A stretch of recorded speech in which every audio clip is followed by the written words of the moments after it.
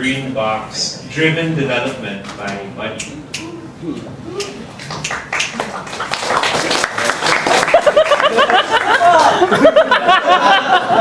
How do I do this? Already? Time. Time. I can get to that. And then play. No! We just have to do it that way. But it's not the time. Okay. So a bit about myself. I'm Buddy Magsipok. I've been on Ruby since 2008, but until 2013, I needed to join the faculty of business and stop programming. So I'm the guy that PJ was talking about earlier. I became the business guy who's talking loudly on transport, on train, talking about rubber, selling rubber. We're gonna buy this rubber and we're gonna sell it for profit. But one simply doesn't stop building cool stuff. So back in my previous jobs, we built cool things, and I got addicted to building cool things. And for some people, they need accountability to be able to build cool things. They can't build things by themselves, and they need someone to build cool stuff with them. So enter green box driven development. So everyone knows what driven means, what development means. So what's a green box? Buddy, try Command X. Yeah. Command X. Okay. Oh. Okay, green box. So what's a green box? These are green boxes. So green boxes can be squares with any colors. As long as it's blue. It's not green. Sorry. Can be blue, can be red. Green box. So yeah, that's green box driven development. So the goal is to keep making things, don't break the chain. So there, making sure that the boxes stay green. So another goal is to make sure that at least you're at least doing the same number of commits that you're doing last year, and or better, do more stuff this year compared to last year. And to do that, three simple steps: always be committing. That's the ABCs. So you got problem number one out of the way: accountability, because you're accountable to the green box. So keep those green boxes clean. So I was able to turn our workflow at the office from Excel driven to this. So yeah. There. So I hated Excel files, so I made one. And I also made buzzword generator thing for those who can think of topics for meetups. Yeah, so you can tweet it, if you could tweet one and it generates that for you. Then I also play a lot of games, so I made tools for those games. And I play StarCraft a lot. I hate lag, so I wanted to find out what the best ISP was for our application, so I made that. So yeah, I hate a lot of stuff. So as you can see, that each one of those things are for fixing things that I hate in life. So what DDD is not, it's not about low quality commits. You need to push features, not readme edits or comments. But problem number two is still there. I'm still forever alone. So how do I fix that? There's Travis. Thank you, Travis. Thank you, Cold Climate. So now I'm not just forever alone.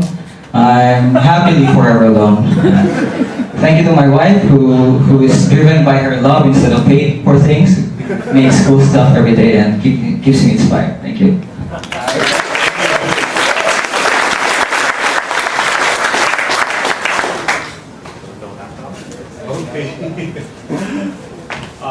The next talk is Lightning, etc. by Lester Says.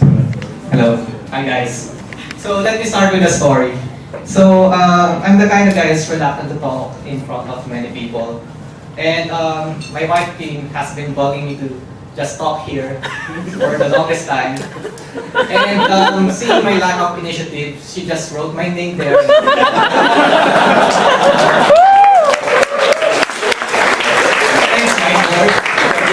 And also she took the liberty of writing lightning, etc. on the front. So I guess that's that. And there I was thinking how I wish there would be a talk about how to do lightning talks if you're not prepared. So ladies and gentlemen, I'm here to talk about how to give lightning talks when you're not prepared. And first thing to do is to just chill, Relax, take the plunge. Just don't back out since it's already there. And about an hour ago, a wise man once said, "Feel the fear and just do it anyway." And this next one is, I think, one of the most essential stuff if you're going to do lightning talks unprepared. Just be unprepared. If you're gonna come and do a talk, lightning talk, and you're planning to talk unprepared, don't prepare. Just that's cheating. And at least number 3 point is at least try to I guess a bit serious. Try to inspire people. So guys, we should also talk some more. I mean, I know I'm a reluctant guy, but it changes your perspective. So I'm feeling the fear right now. So yeah, and I mean, we have junior devs, so I'm challenging you guys to also talk in our community talks. It's good, it's scary, it's nice, it has a nice feeling. And I guess next step would be to be conscious of the time, so You have a lot of time. okay.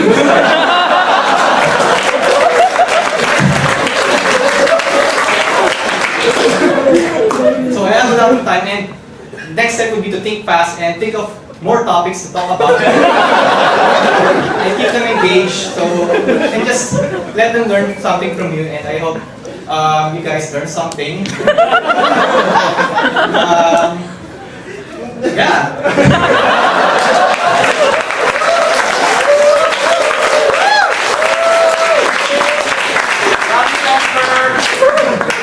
Yep, and I think I'm just gonna cut it short. I think it's embarrassing if it's your first time you get the buzzer. So, lastly, don't forget to introduce yourself again. So, I am Desiree Celestial. I'm a Ruby developer at SourcePad. So, thank you guys for listening.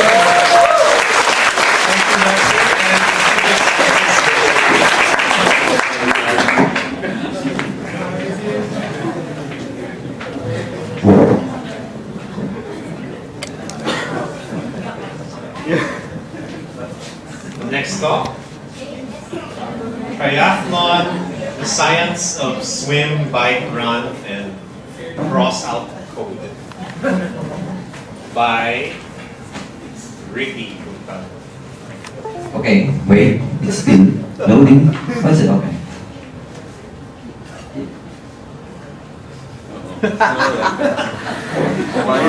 As Esther said, you should not be prepared, so doing this presentation on Chrome is not a good idea. Alright, so, wait.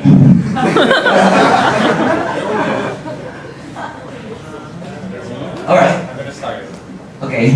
Alright, so a bit, this morning, Ruby science was discussed by Richard and Steve discussed about the techniques, and I'll be since they discussed about the code, so I cross out the code, and yeah, and so I'll be discussing the science of swim, bike, run in 5 minutes, but my time has started already. So this woman is 85 years old today, and she's the oldest triathlete have joined the full Ironman in Kona, Hawaii just last year. Although the sad part is she didn't finish, but still, she joined the Kona, Hawaii, and it takes a lot of sweat before you can join the full Ironman in Kona. And most triathletes it's one of their dreams. Now, I'll be showing you the first science is the swimming. And most people don't want to get into triathlon because they fear of swimming. But honestly, swimming is the less, or let's say effortless sport among the three. So let's watch just quick this total immersion clip. Let's watch just quickly. So for the Japanese, I hope you know this person. So this is a total immersion. The goal of the swimming, in order for you to do endurance swimming, is to cut off the drag. And this is the technique how this person cut off the drag through this technique. So it's not really the same as the sprint freestyling, because that is really tiring part. So this morning I just wanted to be brag about. I have swum in the ocean just 1 hour, involving this total immersion technique without getting tired. So. Well, I got sleepy today. Just kidding. So right, and then that's the swimming. So you just search total immersion, and then you can start learning swimming. And I also, based on my research, there is a 65-year-old doctor, an American, started doing the swimming. He haven't tried swimming in his entire life because he wants to be into triathlon. So he joined total immersion, and at the age of 65, or I think 66, he joined 70.3 triathlon. Next, biking. So before I proceed on science of biking, so these are glitch shoes, you need that. So there is sort of like, if you're biking, this is the 4 quadrants of biking. So you distribute your pedaling force by this quadrant, so that affects these muscles accordingly.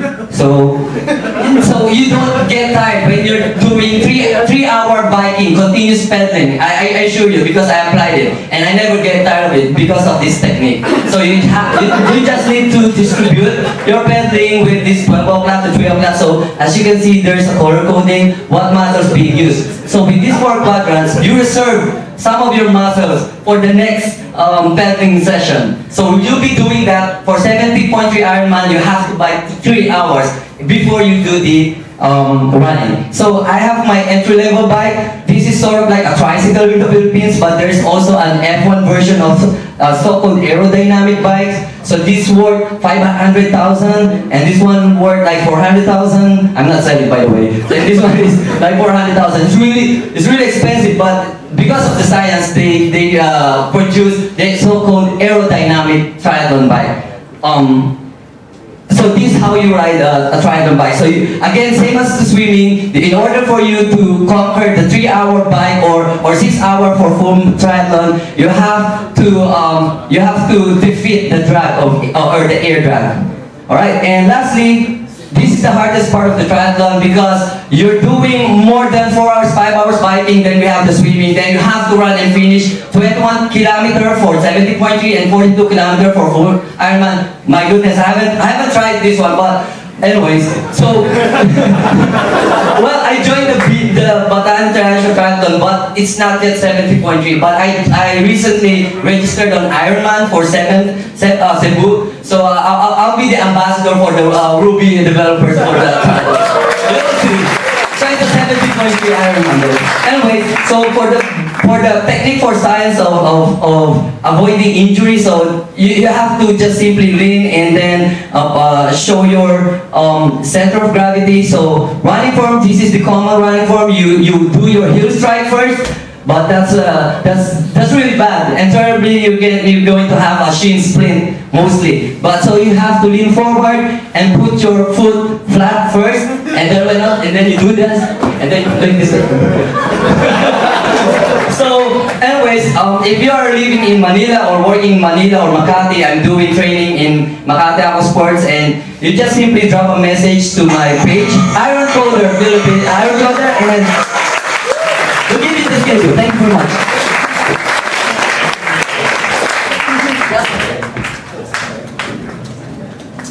Okay, the next talk is A Big Happy Family by Jen Secudes. Yes, sir. Okay, so by the way, that's our technical lead, the one who just talked with the fun guy. He did a really great unprepared talk, so I'm now scared and let's get started. So a bit background, I'm a Ruby on Rails newbie before way back 2008 at Saga Solutions, and then I became a Ruby developer and certified eventually, and then that's the first time I experienced Sinatra. And then as a lead web developer and Kaizen lead at SourcePad at 2011, and right now I'm the development lead since I have more responsibility, so I have to split my role with that fun guy. Okay. So this is one recent question that was asked to me by one of my workmates. So he just asked me, after all the problems, why would you do it? Why are you still giving service to other people? So I said, well, because they would do it for me one time, and then they might do it for the team. So right now, let me ask you a question. Sorry. Who among you are working on a team? Alright, there's a lot. And who among you are lead right now? Great. Okay, so as Danish said yesterday, I'm going to try to tell you something on how to become a good leader, and some of you would be a good leader someday in your own company or community. But I'm not saying that I'm a good leader, and I'm also trying to sell this to myself. So when I was having more responsibilities, I happened to find a book from Paul White. It's 5 languages of appreciation at work. So these are the 5. So there are words of affirmation that to encourage someone, do something one-on-one, and quality time. These were I know I do. So and the acts of service, I coded them. I try to be with them and search whenever there's problem on their tasks. So I work alongside with them.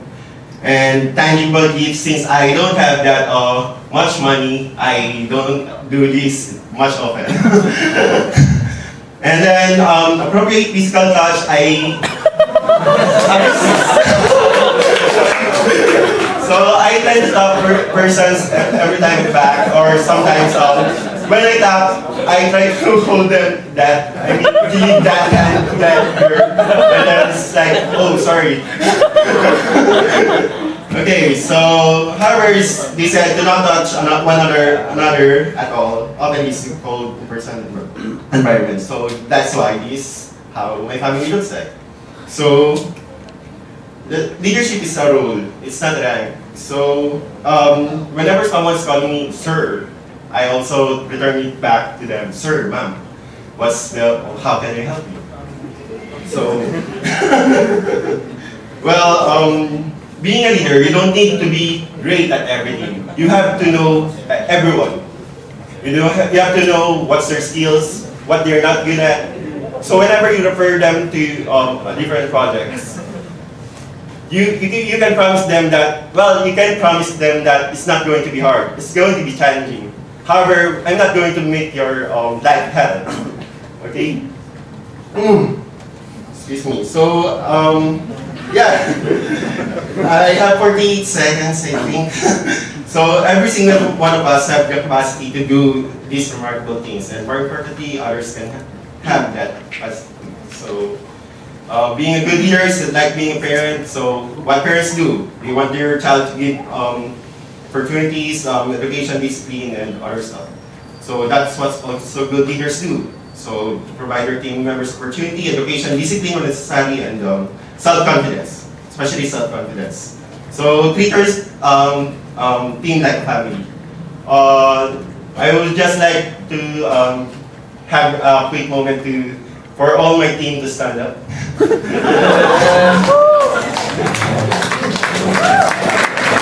And my former team, the former colleagues that I want to show you, these are my family. So yeah, I want to leave you some great quote from my mentor, who's like, they sa akin kaya a genuinely happy person is one who has rendered others happy.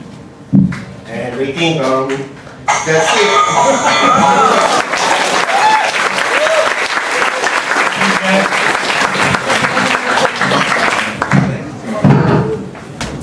Next talk by our official cameraman, Bri Lol.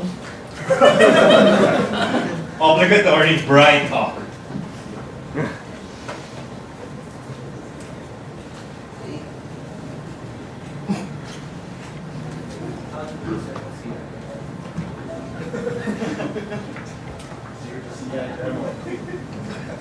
Alright,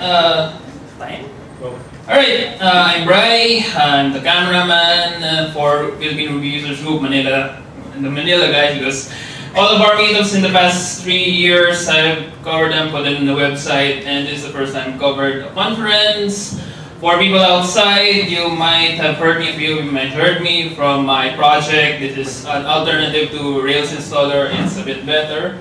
I'm not a fire dancer. I'm actually not working right now because I'm sick. But I am volunteering in a local nonprofit, DevCon, and in a couple of months, we're going to hold 2 Ruby-related events. One is for professionals who want a taste of Ruby, and Rails Girls Manila 2015.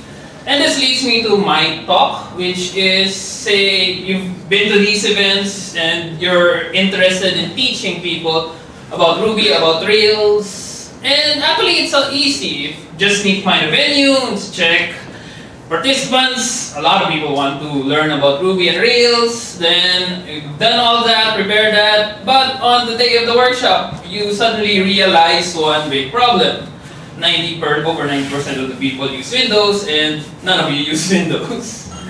So let's assume first that you don't know about Rails Bridge and its awesome tutorial, so let's forget about that for a moment. So what will you do? All of them use Windows, you don't use Windows, so how do you do it? First go to the Rails website, click on the download. Oh, there's a link for installer. It says here, download Ruby 2.2, and yay, there's a Ruby 2.2 in Ruby installer. So you download and install Rails. It installs Rails, but when you run Rails server, it breaks. Can't find SQLite native. Even if you try another Rails, if you remove SQLite, another problem is Nokogiri does not have the same thing, which is there's no precompiled binaries for Ruby 2.2 for SQLite and Nokogiri. So you're forced to downgrade to 2.15, and if you're going to use 2.15, just get a Ruby installer or get Rails installer, which is Ruby 2.15 and Rails 4.2. But again, there's a problem. When you try to install Rails or any other gem, you're going to get another error, an SSL error. You can't connect to the SSL server because the Ruby gems is old.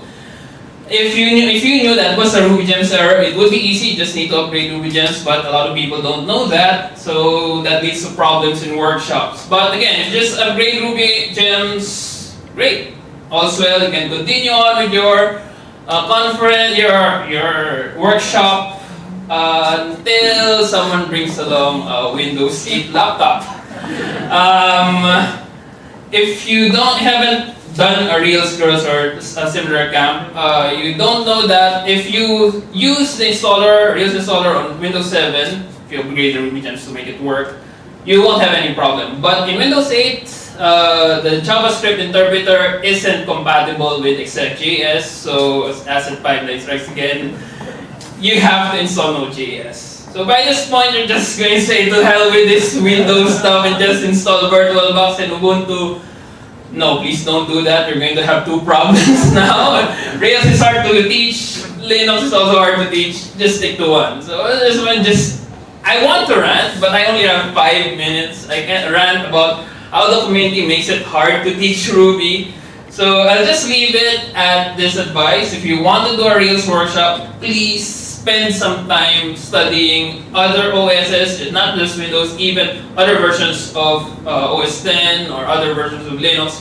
Make sure that your workshop goes smoothly. Or if you're dealing with Windows, just go Rails for the win, because I just compiled a new version for Rails 4.2. I'm going to upload that later. So if you're going to plan anytime soon, just go to Rails for the win. And I guess, yeah, that's my talk.